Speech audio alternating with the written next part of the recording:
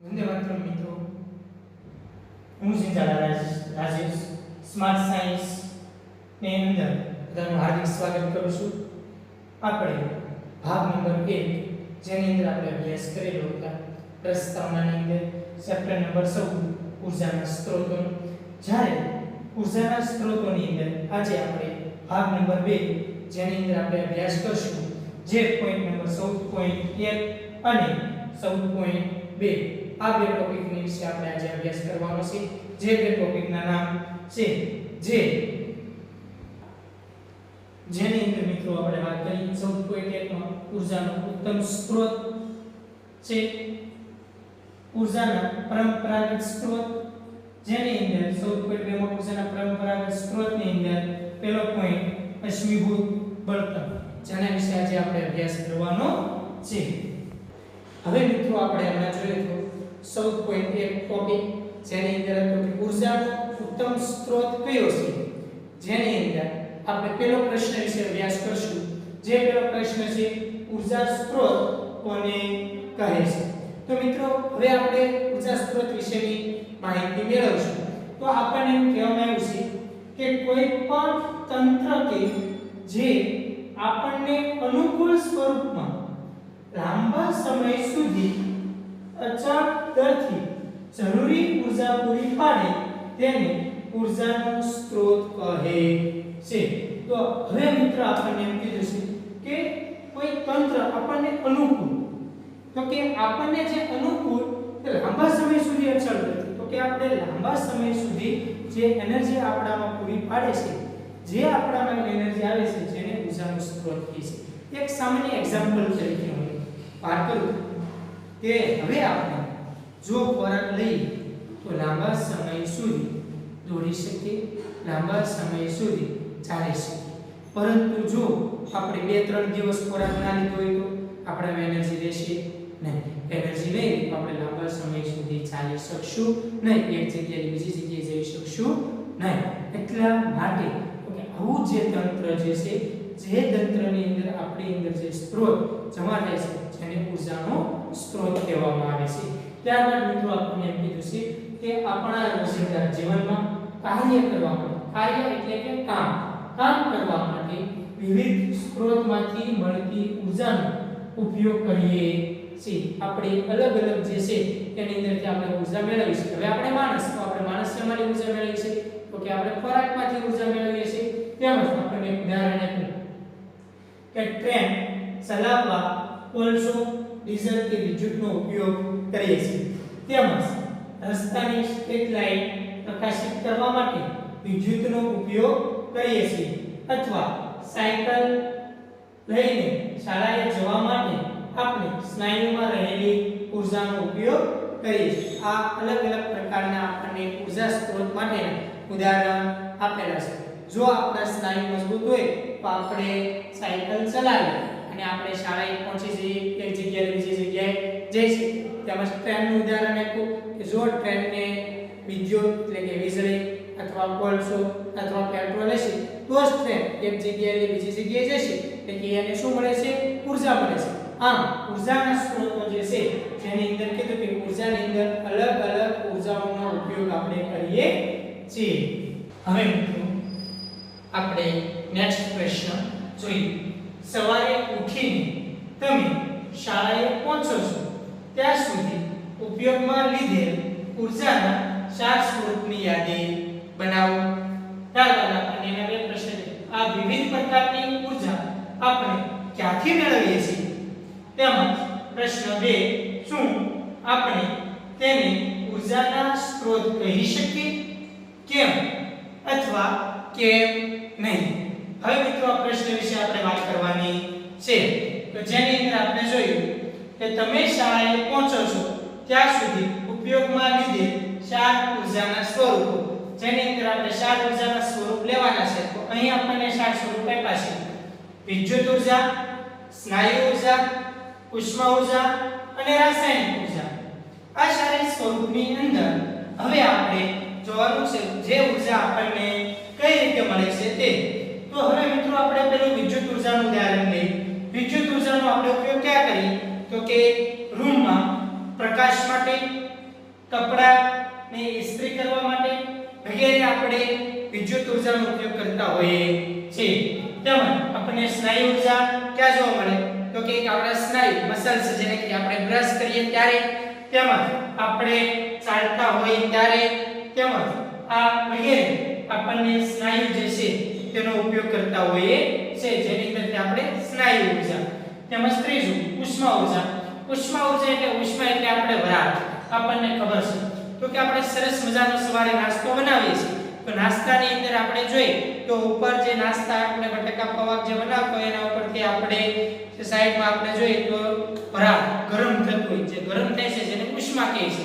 ગરમીને કારણે તે રંધાય. આવા નાસ્તો રાંધવા માટે તેમજ આપણે ગીઝરની અંદર ઉષ્મા ઉર્જાનો ઉપયોગ થાય છે. તેમજ લાસ્ટ જે છે રાસાયણિક ઉર્જા. તો કે રાસાયણિક ઉર્જા તો કે નાસ્તામાંથી આપણે શ્વાસોશ્વાસ અને પાચનની ક્રિયા જે છે તેની અંદરથી રાસાયણિક ઉર્જા મળે. હવે મિત્રો આપણને પ્રશ્ન થાય છે કે હવે આપણા શરીરમાં રાસાયણિક ઉર્જા કેમ? તો આપણે જોઈએ તો કે આપણું જઠર હોય, જે જઠરની અંદર મન હાઇડ્રોક્લોરિક એસિડ જે આપણો ખોરાક ત્યાં જઠરમાં પહોંચતા મન હાઇડ્રોક્લોરિક એસિડનો ઉદ્ભવ થાય, એક ત્યાં રાસાયણિક પ્રક્રિયા થાય છે. એટલા માટે આ ખોરાકને આપણે વગોળીએ છીએ કે આપણી લાળને મળે છે. આ બધી જ ક્રિયા જે છે તેને રાસાયણિક ક્રિયા કહેવાય. આથી આ ઉર્જાને રાસાયણિક ઉર્જા તરીકે લેવામાં આવે છે. તેમજ આપણે કીધું કે ઉર્જાના સ્ત્રોત હવે નીચે મુજબ આપણે જોઈએ ચાર ઉર્જાના સ્ત્રોતો. જે સ્ત્રોતોની અંદરથી એ સ્ત્રોતો આપણને કઈ રીતે મળે છે હવે આપણે જોયું કે આ સ્ત્રોતો દ્વારા આપણને કઈ રીતે મળે, પણ હવે એની અંદર જે સ્ત્રોત આવે એ ક્યાંથી આવે છે તે તો હવે વિદ્યુત ઉર્જા.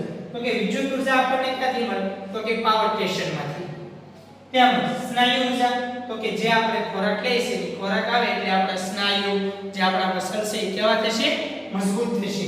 એટલે કે આપણે જે ખોરાક ખાઈએ છીએ તેમાંથી આપણને મેળવેલ સંગ્રહાયેલી ઉર્જા, જે ઉર્જાને અહીં દર્શાવેલ નથી, જે ઉર્જાને આપણે ATP એટલે એડેનોસાઇન ટ્રાઇફોસ્ફેટ જેનું નામ છે જેનો ઉપયોગ કરીએ છીએ. ત્યારબાદ ઉષ્મા ઉર્જા. જે ઉષ્મા ઉર્જા આપણને બળતણ તરીકે કેરોસીન, CNG ગેસ, વિદ્યુત આ બધાને કારણે આપણે વરાળ તો કે ઉષ્મા ઉત્પન્ન થતી જોવા મળે છે. તેમજ રાસાયણિક ઉર્જા જે આપણે નાસ્તામાંથી જે આપણે નાસ્તો ખાઈએ છીએ જે આપણા જઠર સુધી પહોંચે છે ના રાસાયણિક ક્રિયાઓ થતી હોય છે. આમ અલગ અલગ પ્રકારની અંદર આપણે જોઈએ તો કે આપણે સવાલે કે છે આવી ઉર્જાઓનો આપણે ઉપયોગ કરતા હોઈએ. હવે મિત્રો નેક્સ્ટ ક્વેશ્ચન, જુદા જુદા કાર્યો કરવા કઈ કઈ ઉર્જાનો ઉપયોગ કરીએ છીએ?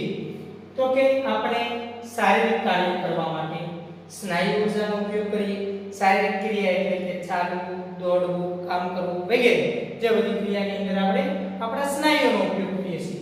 તેમજ વિદ્યુતના જુદા જુદા ઉપકરણો ચલાવવા માટે વિદ્યુતના જુદા જુદા ઉપકરણો એટલે કે પંખો, ટીવી, મોબાઈલ ફોન, ચાર્જર વગેરે આ બધાની અંદર આપણે પણ તો કે વિદ્યુતનો ઉપયોગ કરીએ છીએ વિદ્યુત ઉર્જાનો.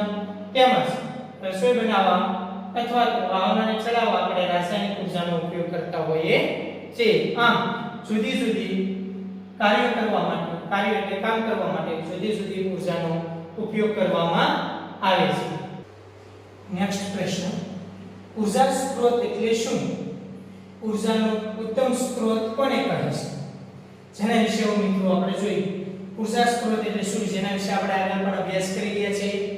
જેની અંદર આપણે કીધું કે જે તંત્રમાંથી જરૂરી ઉર્જા અનુકૂળ સ્વરૂપમાં લાંબા સમય સુધી અચળ દરથી પૂરી પાડવાની ક્ષમતા ધરાવે છે તેને આદર્શ ઉર્જા સ્ત્રોત કહે છે. અને ત્યારબાદ આપણે એવું કીધું હતું ઉર્જાનો ઉત્તમ સ્ત્રોત કોને કહે છે?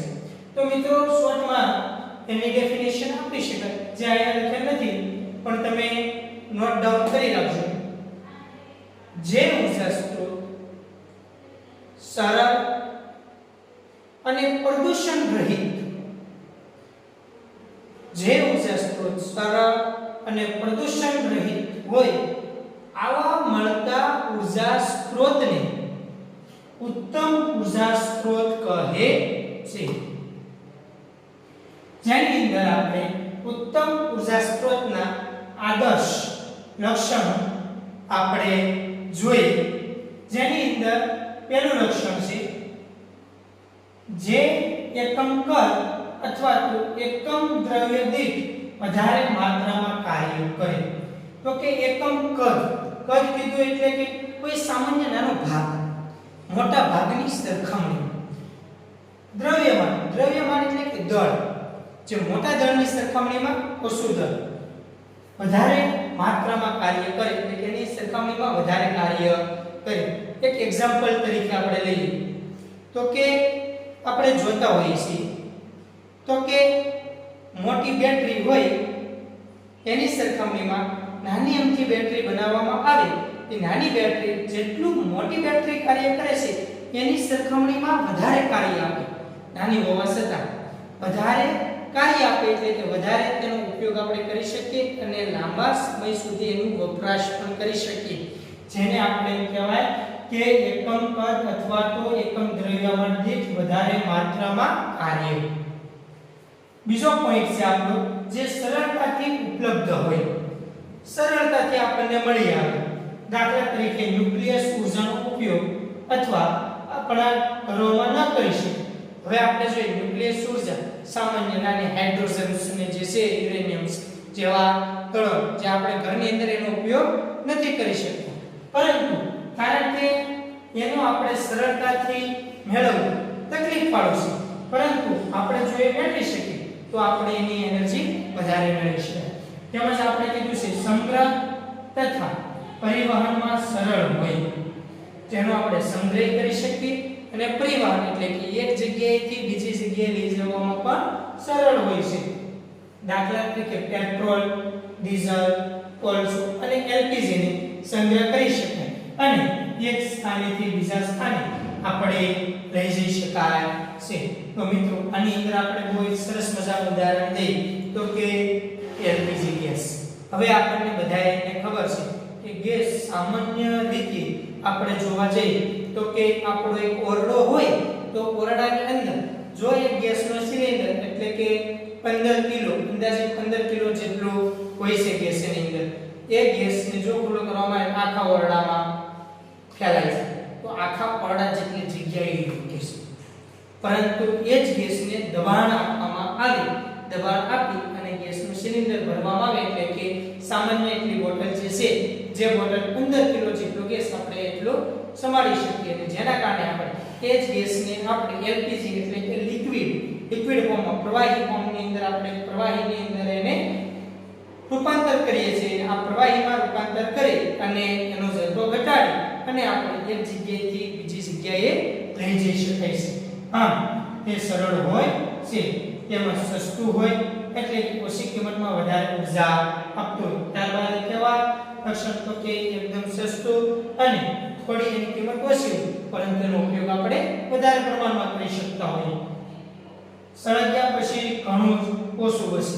હવે મિત્રો આપણે જોઈએ જેને સળગાઈ દીધી છે પછી એની રાખ કેવું તો જોવા મળતું નથી એટલે કે ઓછું બસે છે, જે વસ્તુ જેથી કરીને આપણે વધારે કસરો પણ થઈ શકે નહીં અને ખર્ચાળ ન હોય અને જેનો વધારે પ્રમાણમાં ખર્ચો ન થાય. આવી જે તમામ ઉર્જાઓ જે મળે છે આપણે એવી ઉર્જાઓને આપણે ઉત્તમ સ્ત્રોત કહે છે. આ ઉત્તમ સ્ત્રોતના સામાન્ય એટલે કે આપણે આદર્શ લક્ષણો કહીએ છીએ. હવે મિત્રો નેક્સ્ટ પ્રશ્ન નંબર 7 ઉર્જાનું સ્ત્રોતનું વર્ગીકરણ લખો, એટલે કે ઉર્જા સ્ત્રોતનું વર્ગીકરણ લખો. જે મિત્રો આ જે ટોપિક શરૂ થાય છે એ આપણે 14.2 જે આપણે ભણવાનું હતું પરંપરાગત સ્ત્રોતો. તો મિત્રો હવે આપણે પરંપરાગત સ્ત્રોતોની વાત કરીએ જેની અંદર તો કે ઉર્જા સ્ત્રોતનું વર્ગીકરણ ની અંદર ઉર્જાના સ્ત્રોતો જેમાં બે ભાગ પડે છે ઉર્જાના સ્ત્રોતોમાં એના વર્ગીકરણમાં પરંપરાગત સ્ત્રોતો અને બિન પરંપરાગત સ્ત્રોતો. હવે તો કે પરંપરાગત સ્ત્રોતો કયા તો કે વધારે પ્રમાણમાં ઉપયોગમાં લેવા જોઈએ. દાખલા તરીકે ઉષ્મી બળતણ અને જળ વિદ્યુત જેનો આપણે વધારે પ્રમાણમાં ઉપયોગ કરતા ને બિન પરંપરાગત સ્ત્રોતો જે એટલે કે પ્રદૂષણ રહિત અને પુનઃ ઉપયોગમાં લઈ શકાય. પુનઃ ઉપયોગ એટલે કે એક વખત એનો ઉપયોગ થઈ ગયા બાદ ફરી વખત જો એનો ઉપયોગમાં લેવામાં આવે જેને આપણે પુનઃ ઉપયોગમાં લઈ શકાય, જેવા કે પવન ઉર્જા, સૂર્ય ઉર્જા, ભૂતાપીય ઉર્જા અને વાયુદળ ઉર્જા નો આપણે અભ્યાસ કરવાનો છે. તો અત્યારે મિત્રો આપણે પરંપરાગત ઉર્જા સ્ત્રોતોની અંદર આપણે પહેલો પોઈન્ટ છે અશ્મિ બળતણ, જેના વિશે આપણે અભ્યાસ કરવાનો છે. હવે મિત્રો નેક્સ્ટ પ્રશ્ન આપણો છે અશ્મિભૂત બળતણની સમજૂતી. અશ્મિભૂત બળતણ કોને કહે છે તેના વિશે હવે મિત્રો આપણે જોવાનું છે. અશ્મિભૂત બળતણ એટલે આપણને બધાને ખબર છે, જેનો એક વખત ઉપયોગ કર્યા બાદ જેનો બીજી વખત ઉપયોગ નથી કરી શકતા આવા બળતણને અશ્મિભૂત બળતણ કહે છે. તો જેની અંદર મિત્રો આપણે જોઈએ તો કે કરોડો વર્ષ પહેલા, એમ કહેવામાં આવે કરોડો વર્ષ પહેલા વનસ્પતિ અને પ્રાણીઓ જમીનમાં દટાય છે અને ઊંચા તાપમાને અને દબાણે કુદરતી પ્રક્રિયા થઈ અને અશ્મિભૂત બળતણ તૈયાર થાય છે. ઘણી વખત મિત્રો આપણે ખનિજ એવો શબ્દ તમે સામાજિક વિજ્ઞાનમાં સાંભળતા હો ને કહેતા હોય તો કે ઘણા વર્ષો પહેલા તો કે બધા પ્રાણીઓ અને વનસ્પતિ ભૂકંપ, સુનામી જેના કારણે જમીનની અંદર દટાઈ જાય, જમીનની અંદર દટાય અને જે કોહવાટ ભેગો થાય છે એ કોહવાટ ભેગો થઈ ત્યાં રાસાયણિક પ્રક્રિયા થઈ ને એ જમીનની અંદરથી જે બહાર કાઢવામાં આવે છે જેનો બળતણ તરીકે આપણે જે ઉપયોગ કરીએ છીએ તેવા બળતણને અશ્મિભૂત બળતણ કહી શકાય છે. ને આ અશ્મિભૂત બળતણ એ ઉર્જાનું પુનઃ અપ્રાપ્ય સ્ત્રોત છે. પુનઃ અપ્રાપ્ય સ્ત્રોત એટલે કે જેનો બીજી વખત ઉપયોગ થઈ શકતો નથી, તેથી તેનું સંરક્ષણ કરવું જરૂરી છે. સંરક્ષણ એટલે કે આપણે એનું રક્ષણ કરવું જોઈએ, શક્ય બને ત્યાં સુધી આપણે તેનો ઉપયોગ ઓછો કરવો જોઈએ, જેના કારણે લાંબા સમય સુધી તે ચાલી શકે. જો આપણે આ ઉર્જા સ્ત્રોતનો ઉપયોગ હાલના ચિંતાજનક દરથી કરતા રહીશું તો આ ભંડાર ટૂંક સમયમાં ખાલી થઈ જશે. એટલે મિત્રો એમ કહે છે કે હવે આપણે જો આ પેટ્રોલિયમનો ઉપયોગ આપણે એટલે કે કેરોસીન, પેટ્રોલ, ડીઝલ, ગેસ, નેફ્થા વગેરે આ બધા જે અશ્મિ બળતણો જે છે તેનો ઉપયોગ આપણે વધારે પ્રમાણમાં કરતા રહેશું તે ટૂંક સમયમાં જ ખાલી થઈ જશે. કારણ કે બધી જ ઉર્જાનો જથ્થો અતૂટ ખૂબ જ વધારે પ્રમાણમાં હોતો નથી. એટલા માટે એવું રાખવું નહીં અને ક્યારે વિચારવું જોઈએ આનો જથ્થો તો અખૂટ પ્રમાણમાં છે એ ક્યારેય ખૂટશે નહીં, પરંતુ જો આ જથ્થો જે છે વધારે પ્રમાણમાં જો એનો ઉપયોગ કરશું તો એ કેવો થશે? ખૂટી જશે, ખાલી થઈ જશે. ને આવી પરિસ્થિતિને ટાળવા માટે ઉર્જાના વૈકલ્પિક સ્ત્રોતોની શોધ કરવામાં આવી છે. હવે મિત્રો કે આવી જો સ્થિતિ સર્જાય તો પેટ્રોલ, ડીઝલ જે છે તેની સરખામણીની અંદર આપણે બીજા સ્ત્રોતોનો પણ ઉપયોગ કરવો જોઈએ, જેમ કે આપણે વિદ્યુત ઉર્જા તેમજ તે આપણે ડાયનેમો બનાવી અને એની અંદરથી આપણે વિદ્યુત ઉર્જા ઉત્પન્ન કરીને તેમજ ઉષ્મા ઉર્જા વગેરે આવી ઉર્જાઓને જે છે તો ઉપયોગ કરી તેમજ તે સોલર ઉર્જા, સૌર ઉર્જા જે આપણે કહીએ છીએ સોલર પેનલ જે લગાડી અને ઘરની અંદર વિદ્યુત ઉર્જાનો ઉપયોગ કરી શકાય. આવી જ રીતે આપણે અલગ અલગ ઉર્જાઓનો ઉપયોગ કરવો જરૂરી છે. પરંતુ આજે આપણે મોટા ભાગની ઉર્જાઓની જરૂરિયાત પૂર્ણ કરવા માટે અશ્મિભૂત બળતણ ઉપર વધારે માત્રામાં નિર્ભર છીએ, જે આપણને અહીં આકૃતિમાં દર્શાવ્યું છે.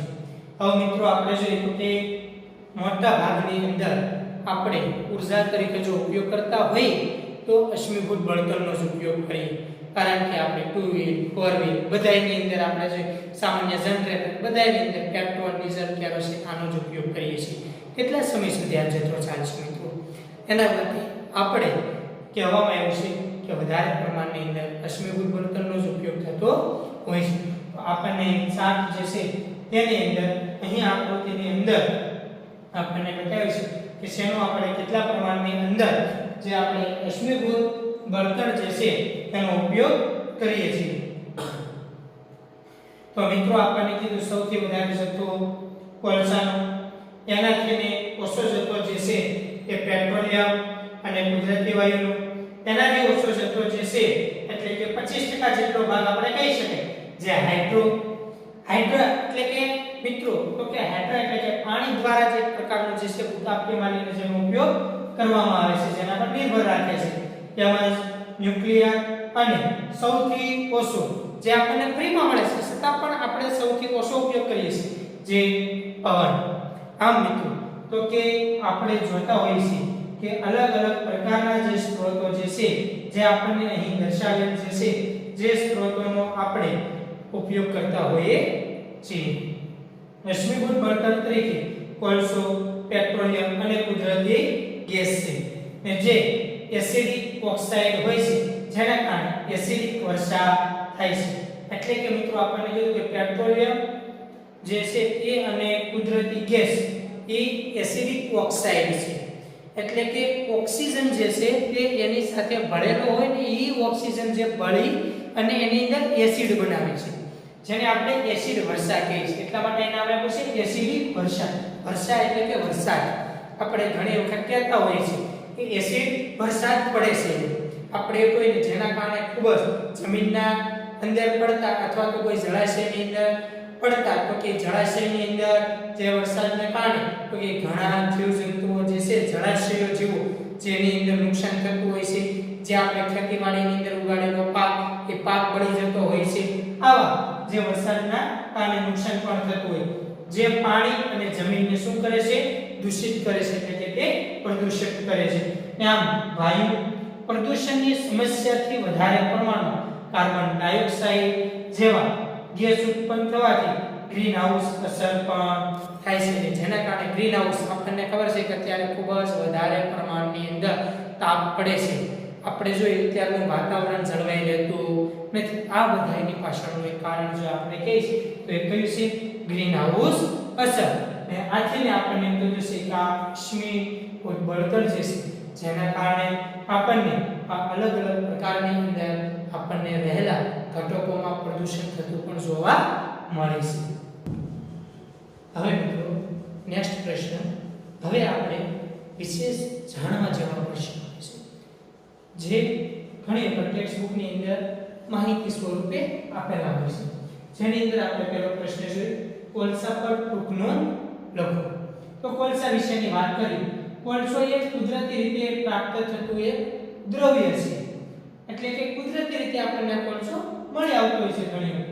કોલસો એ કાર્બન, હાઇડ્રોજન, નાઇટ્રોજન, ઓક્સિજન અને સલ્ફરના મિશ્રણનું બનેલું હોય છે.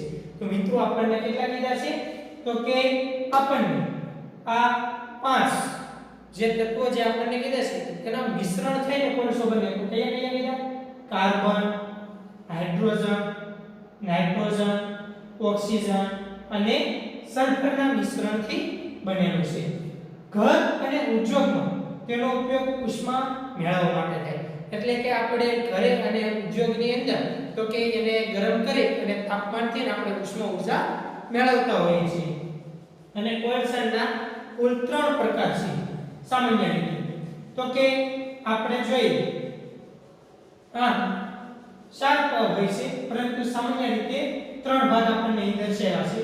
લિગ્નાઇટ, બિટુમિન અને એન્થ્રેસાઇટ. અને ચોથો જે કોલસો છે તે કોલસાનું નામ છે પીટ કોલસો જેનો અહીં આપણને ઉલ્લેખ કરેલો નથી. તો આની અંદર લિગ્નાઇટ જે છે તેની અંદર કાર્બનનું પ્રમાણ 28 થી 30% છે. બિટુમિન કોલસો જે છે તેની અંદર કાર્બનનું પ્રમાણ 78 થી 87% છે. અને જ્યારે એન્થ્રેસાઇટ જે કોલસો છે તેનું કાર્બનનું પ્રમાણ 94 થી 98% જેટલું છે. આ અલગ અલગ પ્રકારની અંદર કાર્બન જે છે તે કાર્બન ની અંદર કોલસાની અંદર કાર્બનનું પ્રમાણ દર્શાવે છે. ત્યારબાદ મિત્રો આપણે નેક્સ્ટ પ્રશ્ન જોઈશું. પ્રશ્ન નંબર 10 જેનું નામ છે પેટ્રોલિયમ પર ટૂંક નોંધ લખો. તો કે પેટ્રોલિયમ શબ્દ આવે એટલે ઘણી વખત આપણે મનની અંદર એવું માની લેતા હોય છે પેટ્રોલિયમ એટલે ઓન્લી ફોર પેટ્રોલ. એટલે ફક્ત પેટ્રોલની વાત કરતા નથી મિત્રો. પેટ્રોલિયમ એટલે પેટ્રોલ, ડીઝલ, કેરોસીન, નેફ્થા વગેરે જે આ ઘટકો છે સીએનજી, એલપીજી જે બધા એક પ્રકારના પેટ્રોલિયમ જ છે. આ બધાને પેટ્રોલિયમ કહેવામાં આવે છે. તો કે પેટ્રોલિયમ જે છે તેના વિશેની વાત કરીએ આપણે કે ઘાટા રંગવાળું, શ્યામ અને સીતરી સઢે એવી ગંધવાળું ક્રૂડ ઓઇલ છે. આ એક આપણે કહીએ ને પેટ્રોલિયમ જે આ ઘટકની વાત કરી છે આપણે કે ખનિજ જમીનના પેટાળમાંથી જ્યારે કાઢી ત્યારે શુદ્ધ પેટ્રોલ આપણને નથી મળતું. એની અલગ અલગ ભાગની અંદર પ્રોસેસ હોય છે, પ્રક્રિયા થતી હોય છે, જેની અંદર જ્યારે પહેલું જે આપણે કાઢીએ છીએ ને જે ક્રૂડ સ્વરૂપ જે આપણને સીતરી સડે ડામર જેવો ભાગ હોય છે. ડામર એક પ્રકારનું પેટ્રોલિયમ છે જે એકદમ ગંધ મારે, ખરાબ ભાષા એટલે કે સીતરી સડે એમ કહેવાય. સીતરી સડે એટલે કે ગંધ આપણને ખૂબ જ ખરાબ ભાષા આવે છે એવું એક ઓઇલ છે. તે ઘણા બધા ઘન, પ્રવાહી અને હાઇડ્રોકાર્બન જેવા વાયુઓનું પાણીનું એક મિશ્રણ છે, તેમજ મીઠું અને જમીનના કણોનું પણ મિશ્રણ છે. ને તેનો મુખ્ય ઉપયોગ વાહનોમાં થાય છે. એટલે કે આ પેટ્રોલિયમ જે છે તે ઘટકોનો મોટાભાગે આપણે ઉપયોગ અત્યારે વાહનોની અંદર આપણે વાહન વ્યવહાર, ગાડી, ટુ વ્હીલ જેની અંદર આપણે કહેતા હોય ફોર વ્હીલર, બસ વગેરે જેની અંદર આપણે વાહનોની અંદર એક જગ્યાએ બીજી જગ્યાએ જવા માટે આપણે તેનો આ પેટ્રોલિયમ જે છે તેનો ઉપયોગ કરતા હોઈએ છીએ. ત્યાર પછીનો આપણો નેક્સ્ટ પ્રશ્ન છે મિત્રો, પ્રશ્ન નંબર 11 જેનું નામ છે આપણે જોઈએ તો કે પેટ્રોલિયમનો જે ભાગ છે ને જેની અંદર આપણે જોઈએ તો કે કુદરતી ગેસ જેના પર હવે આપણે ટૂંકમાં લખો તો કે તેમાં મુખ્યત્વે મિથેન. મિથેન એટલે કે CH4 કાર્બનનો એક પરમાણુ અને હાઇડ્રોજનના 4 પરમાણુઓ ભેગા થઈ અને જે બને છે જેને મિથેન કહીશું આપણે. ઓછા પ્રમાણમાં આપણે કે ઇથેન એટલે કે C2H6 એટલે કાર્બનના 2 પરમાણુ અને હાઇડ્રોજનના 6 પરમાણુ જેને આપણે કહીશું તો કે CH3 જેવું સ્ટ્રક્ચર આપણે લખવામાં આવે છે. ત્યાર પછી આપણે કહીશું પ્રોપેન. તો કે પ્રોપેન એટલે કાર્બનના 3 પરમાણુ અને હાઇડ્રોજનના 8 પરમાણુ જેને સ્ટ્રક્ચર તરીકે આપણે બીજું એવું પણ લખી શકાય CH3 CH2 CH3 જે પ્રોપેન કહે છે. મિથેન એટલે 1 કાર્બન, ઇથેન એટલે 2 કાર્બન અને પ્રોપેન એટલે 3 કાર્બન. આગળ જોવા જઈએ તો બ્યુટેન એટલે 4 કાર્બન, પેન્ટેન એટલે 5 કાર્બન. જેમ કાર્બનની સંખ્યા વધતી જાય તેમ આ એમના નામની અંદર પણ ફેરફાર થતા હોય છે. જેની વાત કરીએ મિત્રો હવે આપણે તો કે ઊંચા દબાણ કુદરતી ગેસ પ્રવાહી સ્વરૂપમાં હોય ત્યારે આપણે CNG મેળવીએ છીએ જેનો ઉપયોગ આપણે બળતણ તરીકે કાર, બસ અને ટ્રકમાં થાય છે. હવે મિત્રો આપણે કુદરતી ગેસની વાત કરીએ તો કે CNG તરીકેની આપણે વાત કરીએ તો કે સામાન્ય ગેસ તો આપણને ખબર છે બધી જગ્યાએ શું પામે છે પ્રસારણ એટલે કે બધે જ થઈ જશે. એટલા માટે એને પ્રવાહી સ્વરૂપની અંદર એનો ઊંચા દબાણ આપવામાં ઊંચા પ્રમાણમાં દબાણ આપતા તેનો જથ્થો કેવો થઈ જશે, ઓછો થઈ જાય, જેને આપણે કીટ તરીકે આપણે એટલે કે આપણે સિલિન્ડર તરીકે એનો ઉપયોગ કરી અને આપણે આ CNG નો આપણે ઉપયોગ કાર, બસ, ટ્રક વગેરેની અંદર આપણે કરતા હોઈએ છીએ. ને CNG નું પૂરું નામ આપણે કે તો કે કોમ્પ્રેસ્ડ નેચરલ ગેસ. ને ઘણી વખત મિત્રો આપણને આ પ્રશ્ન પૂછતા હોય છે 1 માર્ક માટે કે CNG નું પૂરું નામ જણાવો. એટલા માટે આપણે માટે ખૂબ જ ઇમ્પોર્ટન્ટ છે. નેક્સ્ટ પ્રશ્નની મિત્રો હવે આપણે વાત કરીએ તો પ્રશ્ન નંબર 12 જેનું નામ છે પરંપરાગત પુનઃપ્રાપ્ય સ્ત્રોતોના ઉપયોગ લખો. હવે પરંપરાગત એટલે કે એક પેઢીમાંથી ને બીજી પેઢીમાં જે વારસાગત આપણે જેમ જોઈએ એની જેમ જ છે તો કે વારંવાર જેનો એકબીજામાંથી જેનો આપણે ઉપયોગ કરતા હોઈએ છીએ વર્ષોથી તેવા પુનઃપ્રાપ્ય સ્ત્રોતોનો ઉપયોગ. પુનઃપ્રાપ્ય સ્ત્રોત એટલે જેનો વારંવાર ઉપયોગ કરવામાં આવે છે તે આપણને એનો જથ્થો ખૂબ જ અખૂટ પ્રમાણમાં મળી આવે છે. અખૂટ જેનો જથ્થો છે ખૂબ જ વધારે પ્રમાણમાં છે આવા જથ્થાને આપણે પુનઃપ્રાપ્ય ઊર્જા સ્ત્રોત કહીએ છીએ. આ પુનઃપ્રાપ્ય ઊર્જા સ્ત્રોતનો આપણે ઉપયોગ લખવાના છે. એની અંદર પહેલો ઉપયોગ છે જ્યાં સુધી પૃથ્વી સૂર્યનો પ્રકાશ મેળવે છે ત્યાં સુધી આ સ્ત્રોત મળે છે, એટલે કે આપણને સૂર્ય ઊર્જા એટલે કે સૂર્ય દ્વારા મળતી આપણને ઊર્જા જેને આપણે સૌર ઊર્જા પણ કહીએ છીએ. જ્યાં સુધી સૂર્યનો પ્રકાશ મળે છે ત્યાં સુધી આપણને ઊર્જા મળતી રહેશે. આ સ્ત્રોત કુદરતમાં મુક્તપણે મળે છે. તો કે મુક્તપણે એટલે કે બધી જગ્યાએથી આપણને સૂર્યનો પ્રકાશ મેળવી શકીએ છીએ. આ સ્ત્રોત પ્રદૂષણ ઉત્પન્ન કરતા નથી. આપણે કોઈ દિવસ એવું સાંભળ્યું છે કે સૂર્યના પ્રકાશ આવે છે ને એટલા માટે એટલું બધું પ્રદૂષણ શું, એટલી બધી ખરાબ આશા આવું આપણે સાંભળ્યું છે નહીં. કારણ કે આવા ઉર્જા સ્ત્રોત જે છે પુનઃપ્રાપ્ય ઉર્જા સ્ત્રોત છે એનાથી વધારે પ્રદૂષણ થતું જોવા મળતું નથી. અને ત્યારબાદ મિત્રો આપણે આ જે 3 પ્રશ્ન જે હતા તે આપણે જાણવા માટેના હતા. હવે આપણે જે નેક્સ્ટ પ્રશ્ન જોઈએ. નેક્સ્ટ પ્રશ્ન, અશ્મિભૂત બળતણના ગેરલાભ જણાવો. તો હવે મિત્રો આપણે જોઈએ એમના ગેરલાભ. પહેલો ગેરલાભ છે અશ્મિભૂત બળતણના સરળતાથી પ્રદૂષણ થાય છે. ને આ અશ્મિભૂત બળતણના સળગવાથી પ્રદૂષણ થાય છે. ને આપણે જોઈએ અશ્મિભૂત સામાન્ય રીતે આપણે જોઈએ ટુ વ્હીલ ફોર વ્હીલ એની અંદર આપણે પેટ્રોલ ડીઝલ કેરોસીન નાખતા હોય છે, એનો જે ધુમાડો નીકળે છે એનાથી શું થાય છે? પ્રદૂષણ થાય છે. તેમજ અશ્મિભૂત બળતણના સળગવાથી તે કાર્બન, નાઇટ્રોજન તથા સલ્ફરના એસિડિક ઓક્સાઇડ ઉત્પન્ન કરે છે. એસિડિક ઓક્સાઇડ એટલે કે જે એસિડનો ભાગ છે એની સાથે ઓક્સિજન સંયોજાયેલું છે, જેના કારણે એસિડિક વર્ષા થાય છે. એટલે કે જેને આપણે કહીએ છીએ એસિડ વર્ષા, જે પાણી તથા જમીનના સંસાધનોને પ્રભાવિત કરે છે, જેની સાથે ભળી અને જે પ્રદૂષણ પણ કરે છે. અશ્મિભૂત બળતણના સળગવાથી વધારે પ્રમાણમાં કાર્બન ડાયોક્સાઇડ જેવા ગેસને કારણે ઉદ્ભવતી ગ્રીન હાઉસ અસર થાય છે. અત્યારે મિત્રો આપણને ખબર છે કે તાપમાન જે ઉપર ધુમાડા જેવું હોય અને જે સૂર્યપ્રકાશની વરાળ ઉપર જાય ને ફરી પાછી નીચે એની સાથે દળન આવે એટલે કે આપણે જેને સફોકેશન કે ખૂબ જ આપણે ઘણી વખત કહેતા હોઈએ છીએ કે ખૂબ જ બફારો થાય, આવા શબ્દનો ઉપયોગ કરતા હોઈએ છીએ. આપણે ખૂબ જ ગરમી થતી હોય છે, જે પ્રકારની ગ્રીન હાઉસ અસરને કારણે થાય છે. ને અશ્મિભૂત બળતણ પૂરેપૂરું સળગતું નથી, તેથી સળગ્યા પછી તેની રાખ રહે છે.